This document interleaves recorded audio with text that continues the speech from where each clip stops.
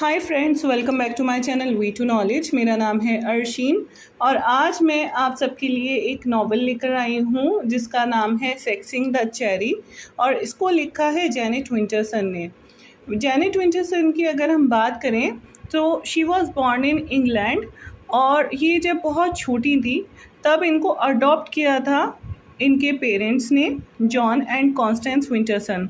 वो फैमिली बहुत ही ज़्यादा रिलीजियस थी और इसी तरह से उन्होंने जेनेट को भी बड़ा किया। लेकिन जब जेनेट बड़ी हुई तब उनको अंदाज़ा हुआ that she was a lesbian and at the age of 16 she left home because her parents were not accepting of her sexuality.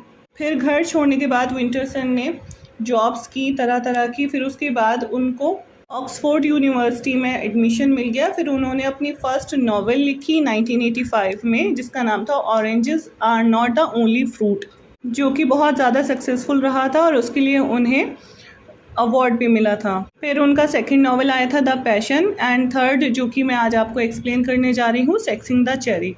Title काफ़ी अटपटा है लेकिन अगर इसका मतलब हम जानें तो ये एक टर्म है जो कि रेफ़र करती है botanical procedure involved in hybridization. Hybrid यानी कि कोई भी एनिमल या फिर प्लांट जो कि टू डिफरेंट पेरेंट से बना है।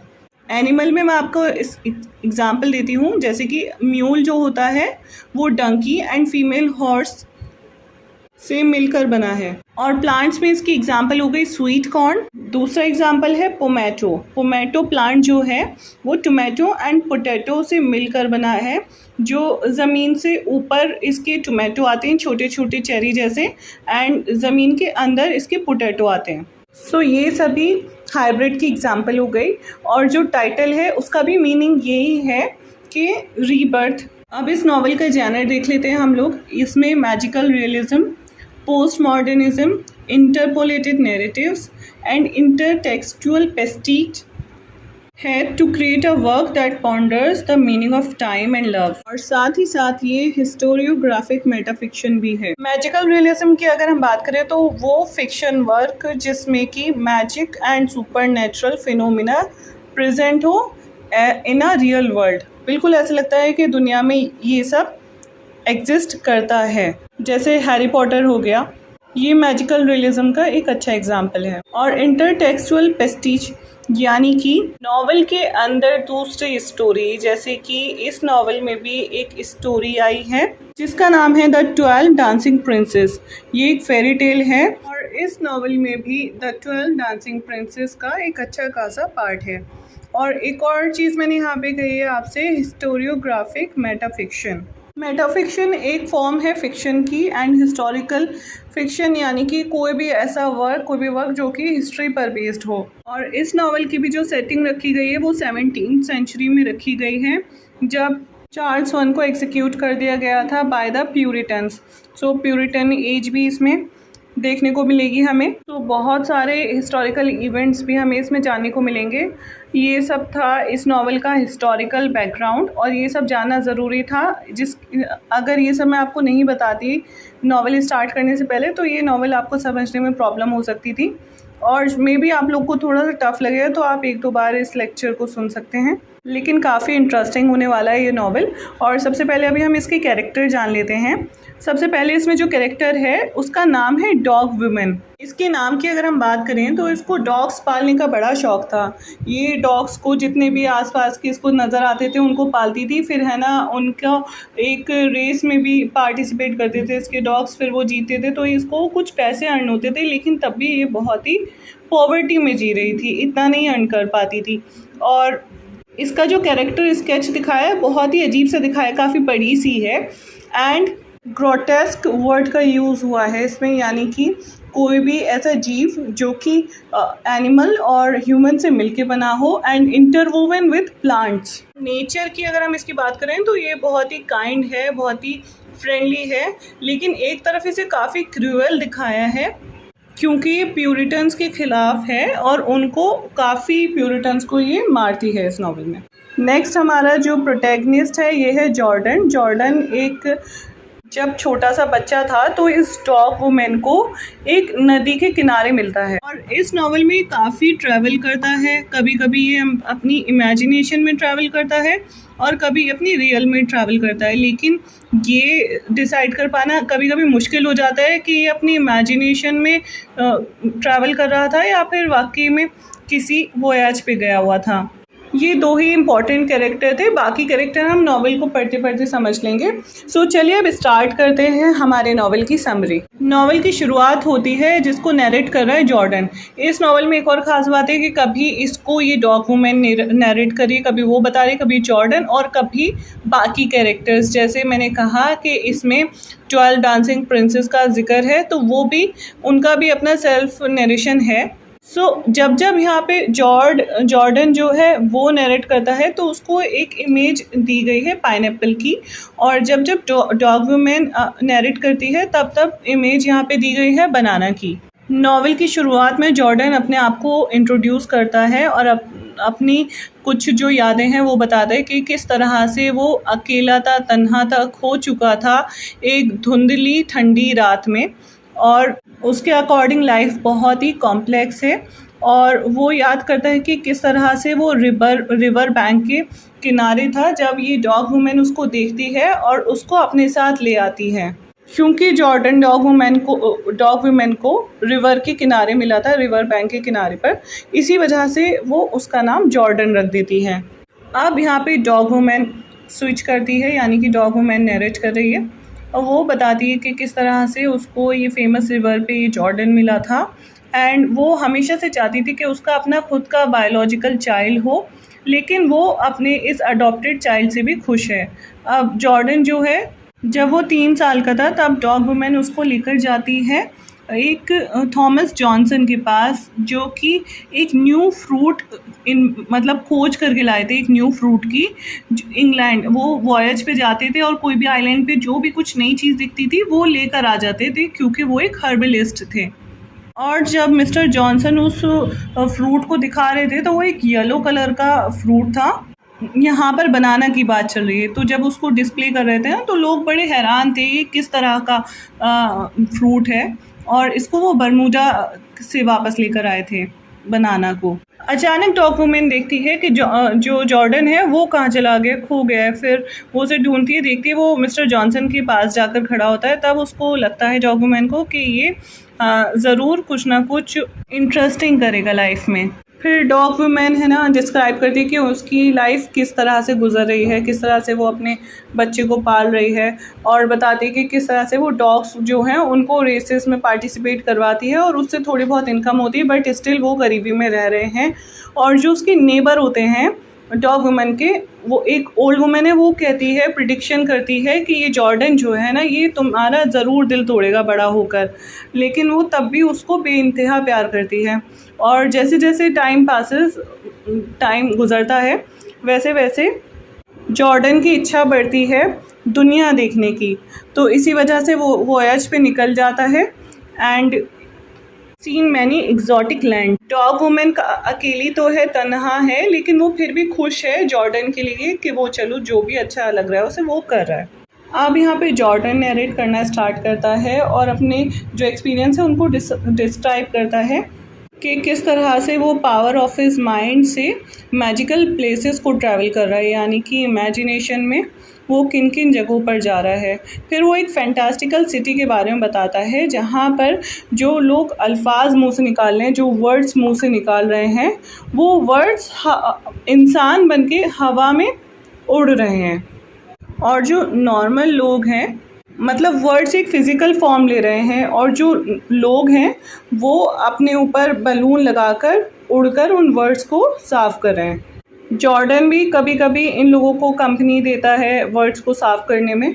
दूसरी तरफ डॉग वुमेन जो है वो अपनी जो बचपन की यादें हैं उसमें खोई हुई है। जब जॉर्डन एक छोटा बच्चा था तो वो किस तरह से छोटी छोटी पेपर की बोट्स बनाता था, और लेकिन वो हमेशा डिसअपॉइंट हो जाता था क्योंकि जब जब वो उसको रिवर में डालता था कुछ देर बाद जो पेपर है वो पूरा टूट जाता था। अब दूसरी तरफ जो जॉर्डन है वो फैंटास्टिकल सिटी ऑफ वर्ड्स में है, क्योंकि वहाँ पर स्पेसिफिक हाउस है जिसके अंदर जब जॉर्डन जाता है तो वहाँ पर किसी को भी घर में जो ज़मीन होती है ना, फ्लोर, उसको टच करने की इजाज़त बिल्कुल भी नहीं है। और जो फर्नीचर है ना वो फोर सीलिंग, मतलब जो सीलिंग है, छत है, उससे अटैच है। और टाइट रोप्स बंधी हुई हैं जिसके ऊपर लोग चलते हैं, लेकिन फ्लोर के ऊपर चलना अलाउ नहीं है। और उस घर में जॉर्डन को एक बहुत ही खूबसूरत लड़की नज़र आती है।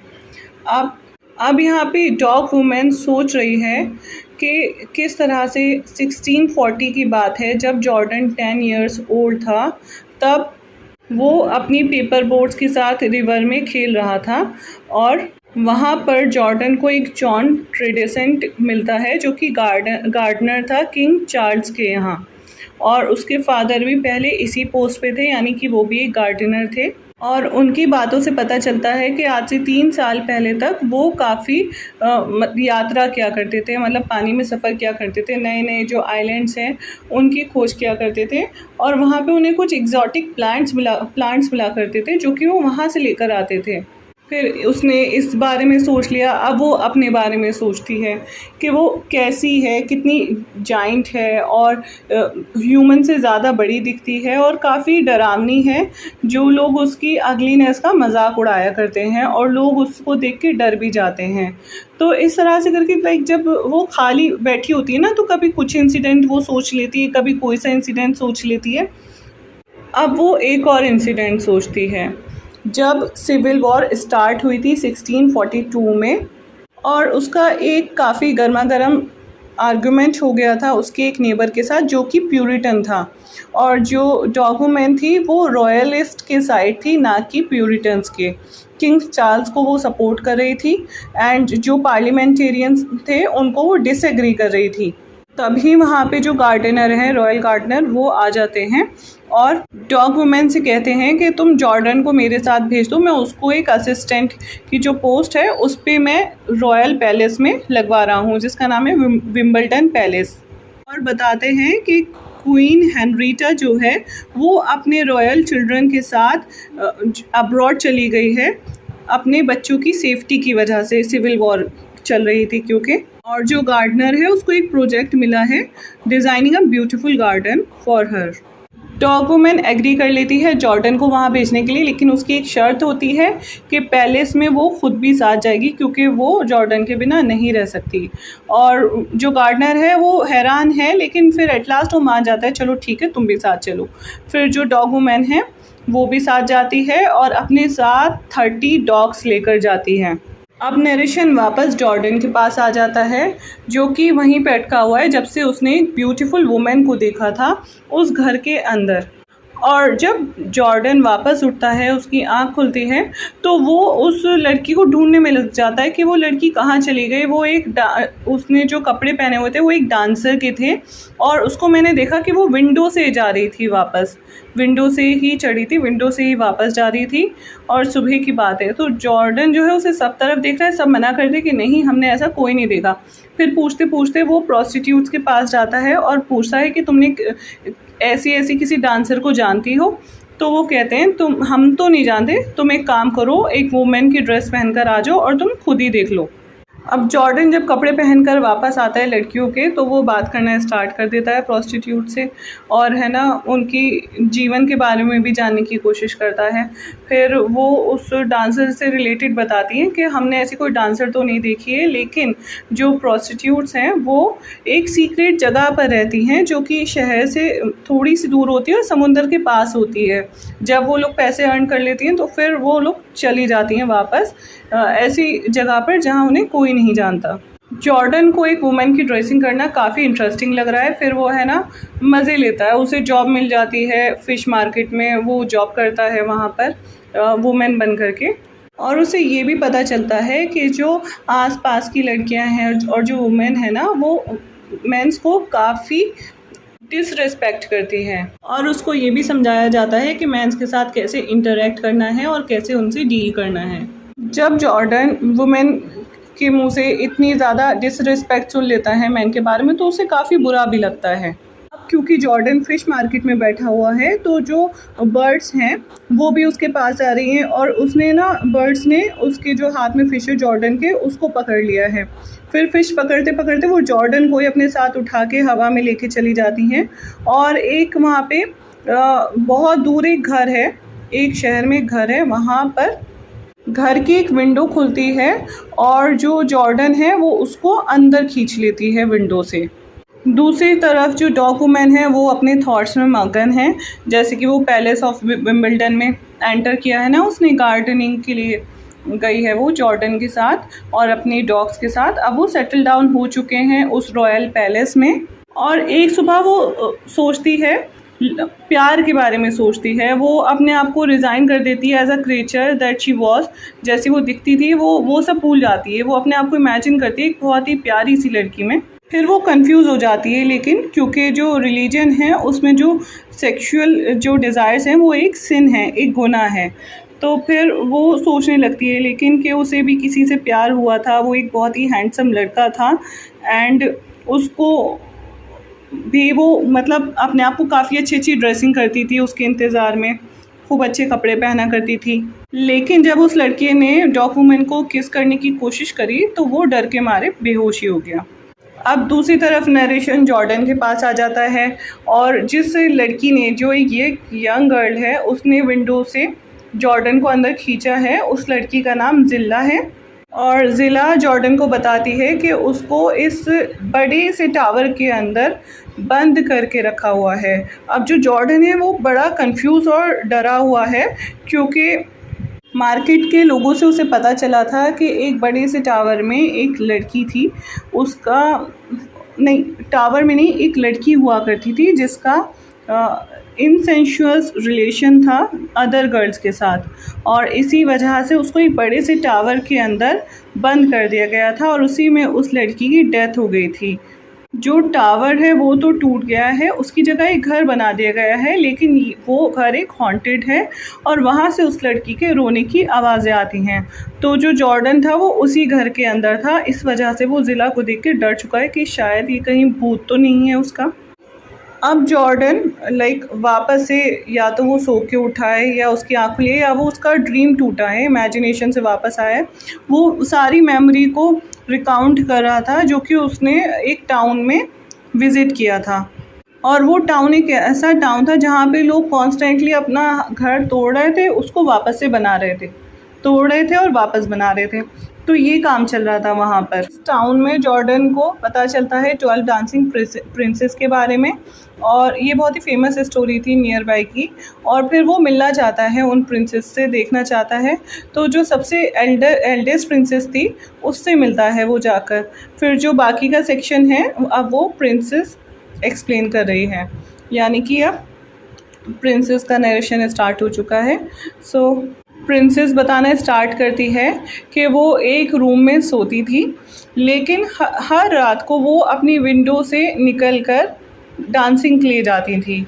और जब ये बात उनके फादर को पता चलती है तो अपनी जो डॉटर्स हैं उन पे कंट्रोल करना वो शुरू कर देते हैं। लेकिन वो विंडो से नहीं जाया करती थी, तो हर कोई हैरान है, कोई जाते आते देखता नहीं है उन प्रिंसेस को, आखिर वो जाती कहाँ से हैं।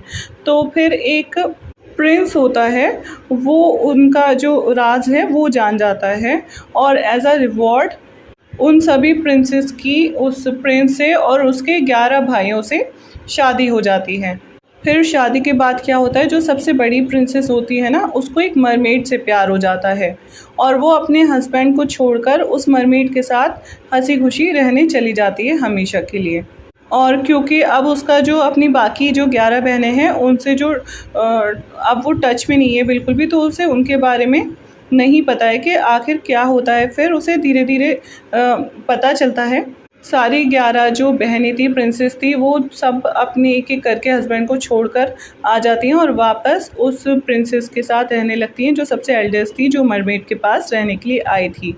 फिर जॉर्डन एक-एक करके सारे प्रिंसेस से बात करता है और फिर वो सारी प्रिंसेस बताती हैं कि किस तरह से उन्होंने अपने हस्बैंड को छोड़ा। तो जो सेकंड प्रिंसेस होती है वो बताती है कि वो एक ग्लास के रूम में रहा करती थी, काँच के रूम में, जो कि रिलीजियस आर्टिफैक्ट से भरा हुआ था। लेकिन उसके हस्बैंड को ये हॉबी पसंद नहीं थी, इस वजह से उस प्रिंसेस ने अपने हस्बैंड को मार दिया। थर्ड प्रिंसेस बताती है कि वो अपने हस्बैंड से प्यार करती थी, वो काफ़ी हैंडसम भी था, लेकिन उसका किसी और मैन के साथ अफेयर था। तो इसी वजह से वो अपने हस्बैंड और उसके लवर को एक एरो से मार देती है। फोर्थ प्रिंसेस कहती है कि जो उसका हस्बैंड है वो उसको ह्यूमिलिएट करता था, उसका बाकी जगह अफेयर था। तब भी वो सब कुछ बर्दाश्त कर रही थी, लेकिन फिर वो डर जाती है जब उसको पता चलता है कि उसका जो हस्बैंड है वो लोकल ल्यूनेटिक असाइलम में जो बाकी गर्ल्स हैं उनके साथ उसका अफेयर है, जिसकी वजह से उसको बहुत सारी डिजीज़ हो जाती हैं और आखिरकार वो मर जाता है। फिफ्थ प्रिंसेस बताती है कि वो जब अपने हस्बैंड को किस कर रही थी तब वो एक फ्रॉग का रूप ले लेता है और फिर कुछ टाइम बाद उसको एक ब्यूटीफुल मेडन से प्यार हो जाता है जिसका नाम था रेपुंजल। तो यहाँ पे एक लेस्बियन को सिग्निफाई किया गया है और जो रेपुंजल की फैमिली थी वो इस रिश्ते के ख़िलाफ़ थी। तो प्रिंसेस एंड रेपुंजल क्या होते हैं, वो एक बहुत ही बड़ा टावर बनाते हैं और रेपुंजल के बाल पकड़ के जो प्रिंसेस है वो चढ़ा करती थी। लेकिन जब एक प्रिंस होता है उसको, जो रेपुंजल का एक फियांसे होता है, उसको जब पता चलता है तो वो प्रिंसेस को अंधा कर देता है एज अ पनिशमेंट, उसको पनिशमेंट देता है, अंधा कर देता है उसे, और प्रिंसेस की जो आई साइट है वो कभी वापस नहीं आती है। फिर जो सिक्स्थ प्रिंसेस है वो काफ़ी नाखुश थी अपनी डोमेस्टिक लाइफ से, डोमेस्टिक ड्यूटीज़ से। तो एक दिन क्या करती है, वो अपने घर से भाग जाती है। फिर जो सेवन्थ प्रिंसेस है वो बताती है कि उसकी जिस प्रिंस से शादी हुई थी कुछ टाइम बाद पता चलता है कि वो एक वुमेन है, ना कि मैन है। वो लोग बहुत ही हंसी खुशी रहा करते थे, बहुत सालों तक वो लोग साथ रहे। लेकिन जब ये सीक्रेट बाहर आया तो फिर जो हस्बैंड मैन निकला था उसको जला के मार दिया। तो फिर प्रिंसेस वहाँ से चली गई और वो उसको अभी भी याद करती है। फिर जो एट्थ प्रिंसेस है वो अपने फैट एंड ग्रीडी हस्बैंड से काफ़ी नाखुश थी, जिसकी वजह से वो उसे खाने में जहर मिला के दे देती है। नाइन्थ प्रिंसेस की जिससे शादी हुई थी वो उसको बहुत ही बुरी तरह ट्रीट करता था, उसको चेन से बांध के रखता था, काफ़ी कंट्रोल करता था। तो एक दिन क्या होता है, जो नाइन्थ प्रिंसेस है वो एक छुरी से उसको मार देती है और उसकी बॉडी से उसका लिवर बाहर निकाल देती है। 10th प्रिंसेस है, उसका जो हस्बैंड था उसको किसी और से प्यार हो जाता है और लेकिन वो अपनी जो वाइफ है उसको छोड़कर नहीं जाना चाहता है, क्योंकि उनका जो घर है फिर उसे वो भी छोड़ना पड़ेगा, जो कि काफ़ी खूबसूरत था। फिर इससे जो 10th प्रिंसेस है वो काफ़ी फ्रस्ट्रेट हो जाती है और वो कहती है ठीक है तुम मुझे जाने दो यहाँ से। काफ़ी हार्ड चॉइस थी ये, लेकिन फिर वो अपना घर बार छोड़ के वहाँ से चली जाती हैं। अब जो 11th प्रिंसेस है उसकी जिस आदमी से शादी हुई थी वो जो स्कॉलरली वर्क है उसमें ज़्यादा बिज़ी रहता है। एक दिन वो अपनी वाइफ से कहता है कि मेरी जो स्पिरिट है और मेरा जो माइंड है ना, ये इस बॉडी ने जकड़ा हुआ है, तो तुम मुझे मार के हमें आज़ाद कर दो। तो वो ऐसे ही करती है और जो राजकुमार है, जो प्रिंस था, उसकी जो स्पिरिट है वो हवा में जाती हुई दिखाई देती है। तो एट लास्ट अब ये जो सारी सिस्टर्स हैं, सारी प्रिंसेस थी, वो एक साथ रहा करती हैं। लेकिन इनमें जॉर्डन कहता है तुम्हारी 12th प्रिंसेस का क्या हुआ, तुमने उसके बारे में तो नहीं बताया। तब पता चलता है कि शादी वाले दिन जो 12th प्रिंसेस थी वो भाग जाती है, वो शादी नहीं करती है और उसका जो नाम था फॉर्चुनेटा था।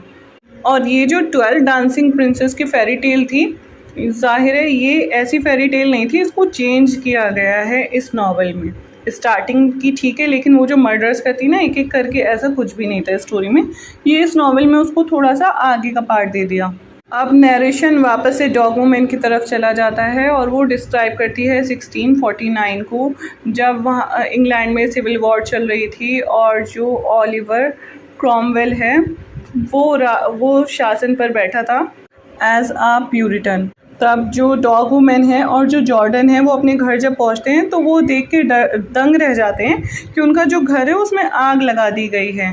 जो लोकल मिनिस्टर है प्रीचर स्क्रॉग्स एंड जो उसका नेबर है जिससे उसका आर्ग्यू हुआ था, तो वो लोग बाहर खड़े हुए हैं और बोलते हैं कि जो डॉग वुमेन तुम्हारा जो घर है ये हमने सीज कर दिया गया है तुम्हारी पॉलिटिकल एंड रिलीजियस सिंपैथीज़ की वजह से, क्योंकि वो रॉयलिस्ट को सपोर्ट कर रही थी एंड प्यूरिटन्स को अपोज कर रही थी। और उसने काफ़ी प्यूरिटन्स को मारा भी था और वो उनको डराती है, स्क्रॉग्स को एंड फायरब्रेज को, उसको डराती है कि तुम दोबारा यहाँ नज़र मत आ जाना। कुछ दिन के बाद डॉग वुमेन एंड जो गार्डनर है वो दोनों पब में बैठे हुए ड्रिंक कर रहे होते हैं और वहाँ पर एक मैसेज सर्कुलेट हो रहा होता है कि जो नया किंग है उसकी ताजपोशी होनी है, जिसकी वजह से जितने भी रॉयलिस्ट के सपोर्टर हैं उनको आना अलाउ नहीं है। तो इस पर है ना जॉर्डन एंड जो गार्डनर था वो अपने आप को भेस बदल लेते हैं अपना, और जो डॉग वुमेन है वो अपना एक भिखारिन का रूप ले लेती है। और जो भी वहाँ पे सेलिब्रेशन जो भी वहाँ पे चल रहा होता है वहाँ पे जाकर वो बैठ जाते हैं सब कुछ देखने के लिए। 7 डेज़ तक वो ट्रायल चलता है एंड फिर क्या होता है, जो किंग चार्ल्स हैं उनको एग्जीक्यूट कर दिया जाता है, मार दिया जाता है, और जो ओलिवर क्रॉमवेल है वो उसकी ताजपोशी हो जाती है। और जितने भी सपोर्टर्स थे वो काफ़ी डर जाते हैं रॉयलिस्ट के। जो गार्डनर एंड जॉर्डन है फिर वो उसके फ़ौरन बाद ही एक समुद्र यात्रा पर निकल जाते हैं। अब यहाँ पे वापस स्टोरी शुरू हो जाती है फॉर्चुनेटा के बारे में, और पता चलता है कि वो एक डांसिंग स्कूल चला रही है और जो यंग स्टूडेंट्स हैं उनकी हेल्प कर रही है पर्सनैलिटी डेवलपमेंट करने के लिए। अब दूसरी तरफ जो जॉर्डन है उसकी बारी है, अब वो नरेशन स्टार्ट करता है और बताता है कि किस तरह से वो अपनी जो उस पे सफ़र पे निकले हैं। तो वहाँ पर वो एक जगह पहुँचते हैं, एक विलेज है जहाँ पे जो प्यार है, लव है, वो एक प्लेग की तरह फैला हुआ है, और इस प्लेग की वजह से जो भी पॉपुलेशन है वो पूरी ख़त्म होती जा रही है। और वहाँ पर सिर्फ एक बचा है, एक मॉन्क और एक प्रोस्टिट्यूट। और अब वो दोनों लोग ही मिल करके जो वहाँ के लोग हैं उनको प्यार करने से रोक रहे हैं, क्योंकि जो भी प्यार करता है उसकी डेथ हो जाती है। जब जॉर्डन वहाँ था तो उसने फिर एक गिटार बजाना शुरू किया और गाना गाना शुरू किया। तो जो आसपास के जितने भी लोग थे ना, लोकल लोग, वो अट्रैक्ट हो गए सिंगिंग एंड डांसिंग की तरफ, और वो सब भूल गए प्लेग वगैरह के बारे में, और फिर से आपस में वो लोग प्यार करने लगे, जिसकी वजह से प्लेग ऑफ लव फिर से फैल गया। और फिर जो मॉन्क था और जो प्रोस्टिट्यूट थी उसने सबको मार दिया, जितनी पॉपुलेशन थी, फिर दोबारा से स्टार्ट किया गया, मतलब लोगों को कंट्रोल रखने का काम फिर से स्टार्ट किया गया। अब इस सिटी से जाने के बाद वो वापस से जो गार्डनर है उसको ज्वाइन कर लेता है, और अब वो बरमूडा में थे। They are sailing to Bermuda to collect exotic plants. अब वो यहाँ पर एक्सपेरिमेंट करना शुरू कर देते हैं, जो 2 डिफरेंट प्लांट्स के टिश्यूज़ लेते हैं और उसको मिला करके एक नई हाइब्रिड निकलती है। तो ये सब एक्सपेरिमेंट कर रहे थे वहाँ पर। जॉर्डन कामयाब हो जाता है एक न्यू चेरी को निकालने में, एक नई तरह की चेरी इन्वेंट होती है। तब वो अपनी डांस के बारे में सोचना शुरू कर देता है, फ़िलॉसफी सोचता है अबाउट टाइम एंड मेमोरी।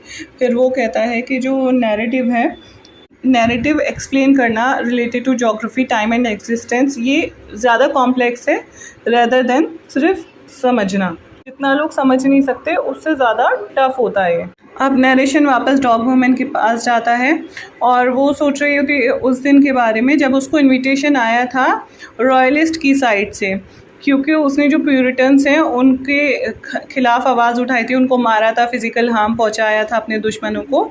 तो उसको है ना तारीफ़ की जाती है इस मीटिंग में और ट्रॉफ़ी भी मिलती है, क्योंकि उसने क्या करा था, जो प्यूरिटन्स हैं उनकी आई बॉल्स और जो टीथ है ना वो निकाल दी थी बॉडी से। तो जो रॉयलिस्ट है ना वो बोलते हैं कि तुम्हें इतना ज़्यादा हार्म पहुंचाने की ज़रूरत नहीं है। कुछ दिनों के बाद एक प्रोस्टिट्यूट आती है डॉग वुमेन के पास और उसको बताती है कि किस तरह से वो उन प्यूरिटन्स को मार रही है जो कि उनके ब्रोथल में आते हैं। ब्रोथल यानी कि जो प्रोस्टिट्यूट होती हैं उनके रहने की जगह। तो वो बताती है कि वहाँ पे जो भी प्यूरिटन्स आते हैं उनको वो मार के बॉडी डिस्पोज कर देती है, और बॉडी को डिस्पोज करने में अब उसे डॉग वुमेन की हेल्प की ज़रूरत है। तो डॉग वुमेन एग्री हो जाती है, ठीक है मैं तुम्हारी मदद करूँगी। और फिर जब वो वहाँ पर जाती है तो देखती है कि वहाँ पे प्रीचर स्क्रॉच एंड नेबर फायरब्रेस वो भी मौजूद थे, जिन्होंने उस डॉग वुमन के घर में आग लगाई थी और काफ़ी बहस भी होती रहती थी उन लोगों से। तो वो जब उन दोनों को देखती है तो वो अपना रिवेंज ले लेती है उन दोनों से, उन दोनों को मार कर।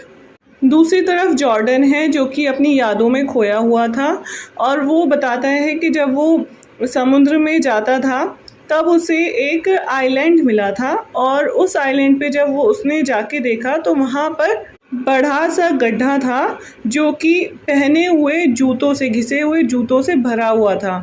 तो फिर उस होल के ज़रिए जब वो उस रास्ते को पीछा करते हुए देखता है कि कहाँ तक वो रास्ता जा रहा है, तो वो वहाँ पर एक घर में पहुँच जाता है, और घर में वो जो विंडो होती है वहाँ पे चढ़ता है किसी तरह से, और देखता है कि वहाँ पे एक लड़की है जो कि डांस कर रही है, और वो डांसर कोई और नहीं, जो 12 डांसिंग प्रिंसेस थी उनमें जो सबसे छोटी उनकी सिस्टर थी फॉर्च्यूनेटा, वो थी। और वो जॉर्डन को बताती है कि किस तरह से वो शादी वाले दिन अपनी जो शादी है उसे छोड़कर चली गई थी, लेकिन उसकी जो सिस्टर्स थी उन्होंने बताया था कि वो वहाँ से भागी थी, जबकि उसका ये कहना था कि वो चुपचाप वहाँ से चली गई थी।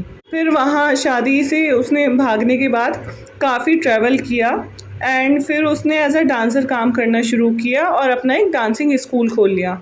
फिर फॉर्च्यूनेटा सारी बात बताती है कि जब वो अपने महल में रहा करती थी अपनी 12 डांसिंग प्रिंसेस के साथ, तो वो कहाँ पे जाते थे रात में। वो बताती है कि उन्होंने एक शहर देखा था। पहले तो वो बहुत नॉर्मल था, लेकिन फिर वहाँ वो जो शहर है वो उल्टा पुल्टा होना स्टार्ट हो गया था, इधर से उधर घूमने लगा था, और इतना ज़्यादा घूमने लगा था कि जो लोग थे ना वो उस पर चल भी नहीं पाते थे। फिर उन्होंने रस्सियों का इस्तेमाल किया और उस पर चला करते थे। फिर रस्सियों पे बैलेंस करते करते उन्हें डांस आ गया थोड़ा बहुत, और उस शहर में जो ग्रेविटी थी ना वो बिल्कुल भी इफ़ेक्ट नहीं कर रही थी, मतलब वो इधर से उधर फ्लोट कर रहे थे हवा में और उड़ रहे थे जैसे कि स्पेस में होता है। तो जब ये सिटी फ्लोट करते करते उनकी नज़र पड़ी 12 डांसिंग प्रिंसेस की, जब नज़र पड़ी उस सिटी पर, तो उन्हें बड़ा मज़ा आया। उसे देख के उन्हें बड़ी इंटरेस्टिंग लगी, बहुत अट्रैक्ट हो गई वो उसकी तरफ, और वो वहाँ पे डांस करने जाया करती थी फिर हर रात को। और जिस दिन उन्होंने प्लान बना लिया था हमेशा के लिए उस सिटी में रहने का, तब उनका जो राज है वो खुल गया था। एक प्रिंस ने उनको फॉलो किया था, और जिसकी वजह से राजा ने अपनी बेटियों की शादी करवा दी थी। फिर जॉर्डन एंड फॉर्च्यूनेटा साथ में पूरा 1 महीना गुजारते हैं। फिर उसके बाद जब जॉर्डन वहाँ से जा रहा होता है तो फॉर्च्यूनेटा को भी बोलता है साथ चलने को, लेकिन वो मना कर देती है कि वो यहीं पर ही रहेगी, वो ये आइलैंड छोड़कर नहीं जा सकती है। फिर वहाँ से जॉर्डन चला जाता है, और उसे इतना पता है कि वो दोबारा कभी नहीं मिल सकता है, और गुड बाय करके उसे चला जाता है। दूसरी तरफ अब डॉग वुमन अपना नरेशन स्टार्ट करती है। 1661 की बात है, जब जॉर्डन इंग्लैंड वापस आया है बर्बाडोस एंड मैनी अदर लोकेशन से ट्रैवल करने के बाद। पूरे 13 साल बाद वो वापस आया है। जब वो गया था तब 19 ईयर्स का था, एंड अब जब वो वापस आ रहा है तो 33 का हो चुका है। और वो अपने साथ है ना पाइनएप्पल लेकर आता है, अदर जो डिफरेंट आइलैंड है वहाँ से डिफरेंट थिंग्स लेकर आता है। तो जो पाइनएप्पल होता है वो इंग्लैंड में पहले कभी नहीं देखा गया था, तब वो पाइनएप्पल अपने साथ लेकर आता है। और इंग्लैंड में वापस मोनार्की आ चुकी है। किंग चार्ल्स II है वो अब अपने क्राउन पे बैठ चुका है। तो जो डॉग वुमन है वो गार्डनर के बारे में भी सोच रही होती है। जो रॉयल गार्डनर था वो भी मर चुका है, उसकी डेथ हो चुकी है। फिर डॉग वुमन अपने बारे में सोच रही होती है कि किस तरह से वो जब ग्रो कर रही थी, जब वो टीनेज में थी, तो उसका जो ग्रोथ है वो एबनॉर्मल साइज़ में बढ़ता चला गया, और उसके जो फादर है उन्होंने उसको सर्कस में बेचने की कोशिश करी थी डॉग वुमन को। तो डॉग वुमन को इस पर बड़ा गुस्सा आया था और उसने अपने फादर को मार दिया था। अब डॉग वुमन वेट करे जॉर्डन की शिप के आने का, और वो बहुत अच्छे से तैयार होकर सी शोर की तरफ जाती है। और जब जॉर्डन आता है तो वो उसको एक पर्ल की जो एक माला है वो देता है, और फिर वो दोनों घर चले जाते हैं। और जब वो जॉर्डन रात में सोता है तो डॉग वुमन नोटिस करती है कि उसने एक पेंडेंट पहना हुआ है जो कि एनग्रेव्ड है एक पिक्चर से डांसिंग शोज़ की। और वो ये नोटिस करती है कि जो डॉग वुमन ने उसको एक मेडल दिया था, उसकी जगह उसने उसको रिप्लेस करके ये डांसिंग शूज़ वाला पेंडेंट पहना हुआ है। अब यहाँ पर ये स्टोरी एक तरह से एंड हो जाती है।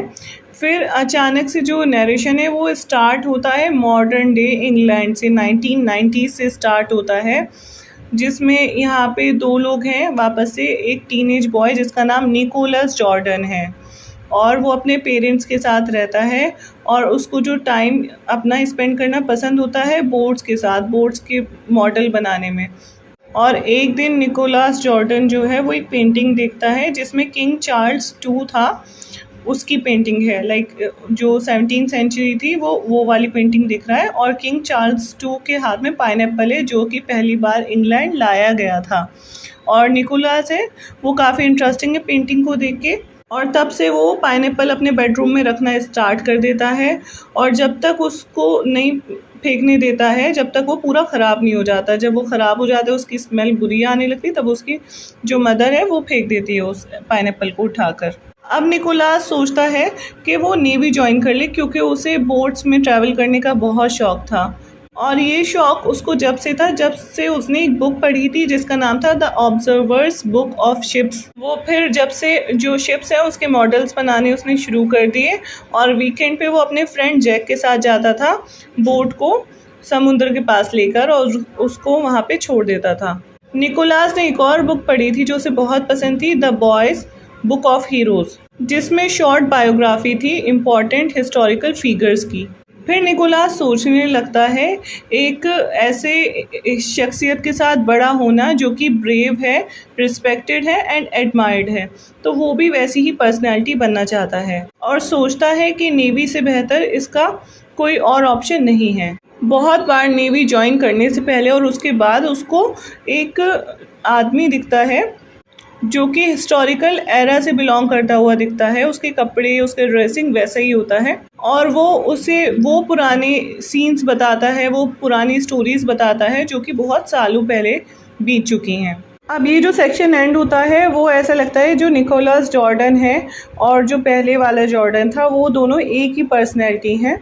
तो इस तरह से इस सेक्शन का एंड होता है और फिर अब नरेशन दूसरी तरफ स्विच करता है जो कि एक वुमेन की आवाज़ है और ये वुमेन एक एनवायरमेंटल एक्टिविस्ट है और वो अपने एनवायरनमेंट को साफ़ रखने का काम करती है।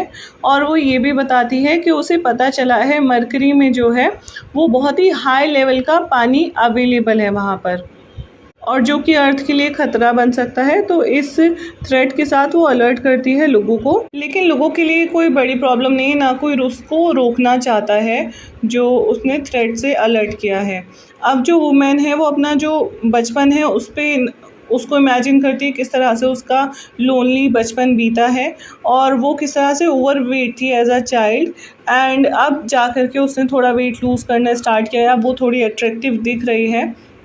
अब जो नरेशन है वो वापस से 17th सेंचुरी में चला जाता है। डॉग वुमेन है और जॉर्डन है, वो सुबह जब उठते हैं, जब जॉर्डन वापस आया था वो जब सुबह उठते हैं तो दोनों साथ में ब्रेकफास्ट करते हैं, फिर बीच पे जाते हैं दोनों और जहाँ पे जॉर्डन की शिप आई थी वहाँ पर वो लोग बैठे हुए हैं और जो डॉग वुमेन है वो उसको सब कुछ बताती है जो जो उसके साथ अब तक हुआ, जैसे उसने प्रीचर स्क्रॉच जो है उसका मर्डर कर दिया और बताती है किस तरह से उसकी वाइफ खुश है अपने हस्बैंड के मर्डर के बाद क्योंकि वो उसको भी काफ़ी परेशान किया करता था।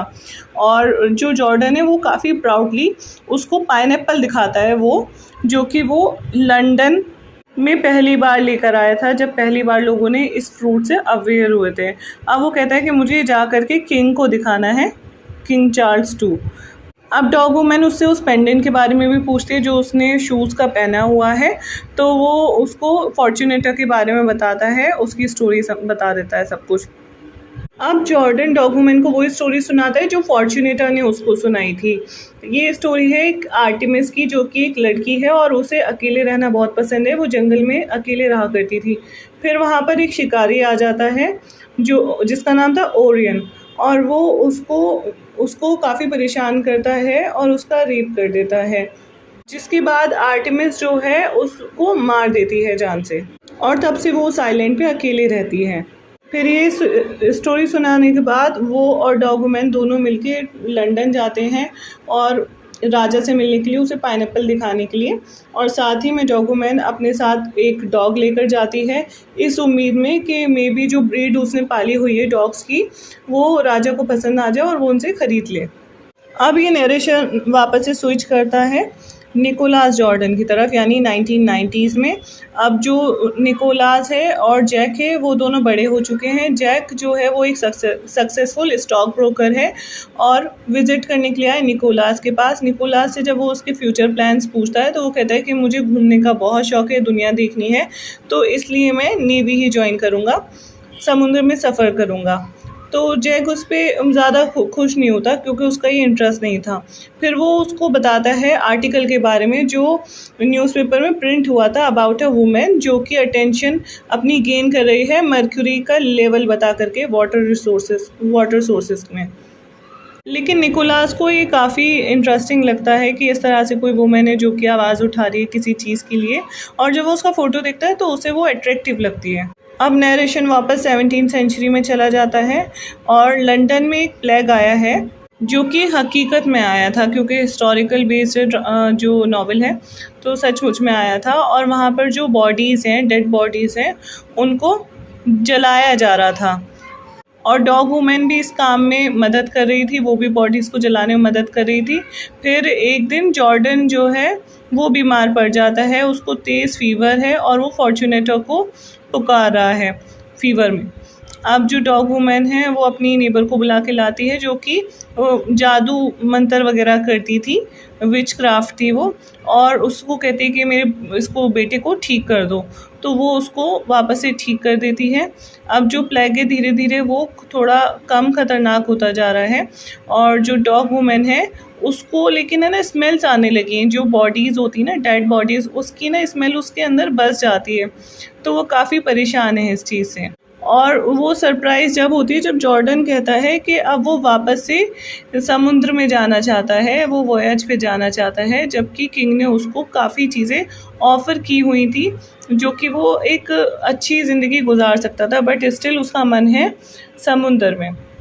नॉवल वापस स्विच करता है 1990s में और निकोलास जॉर्डन जो है वो उस कैंप साइट पे जाता है जहाँ पे वो एनवायरमेंटलिस्ट वुमेन रहा करती थी, और वो उसने कैंप लगाया हुआ था अपना उस फैक्ट्री के पास जो अपना जितना भी पॉल्यूटेंट्स मटेरियल होता है ना वो डंप कर दिया करती थी रिवर में।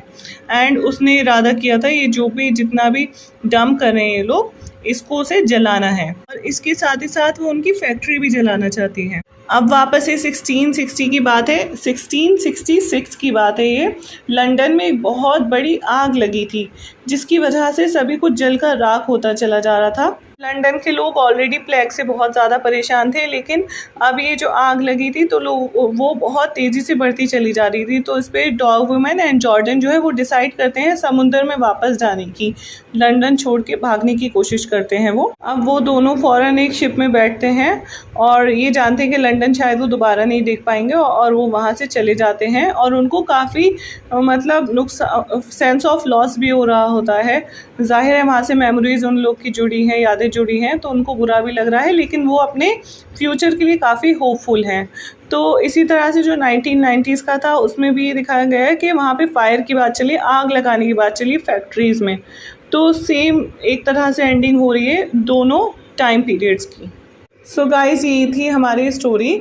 अगर ज़रूरत पड़ेगी तो इस स्टोरी में, इस नावल में जितने भी हिस्टोरिकल पीरियड्स हुए उस पर भी मैं एक सेपरेट वीडियो बना सकती हूँ, तो आप लोग का रिस्पांस देखकर ही बनाऊँगी वो वीडियो मैं। और उम्मीद करती हूँ मेरा एक्सप्लेनेशन आपको अच्छा लगा होगा। लाइक एंड शेयर ज़रूर करें and please don't forget to subscribe my channel. Thank you.